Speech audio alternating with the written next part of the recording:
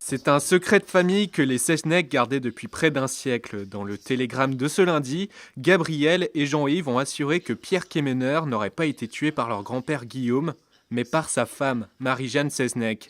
Elle aurait tué accidentellement le conseiller général dans sa maison de Morlaix en repoussant ses avances. Guillaume aurait alors aidé sa femme à cacher le corps. Ces deux témoignages clés pourraient conduire à une 15e demande de révision de la condamnation de Guillaume Seznec.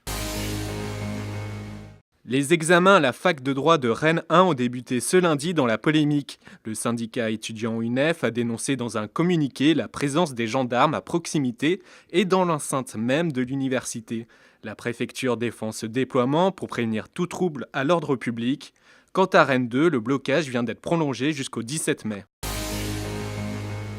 À l'Est-Neuvin, dans le Finistère, la municipalité a devancé les commémorations du 8 mai. Une visite du cimetière militaire était au programme ce lundi. Plus de 5800 soldats allemands y ont été inhumés.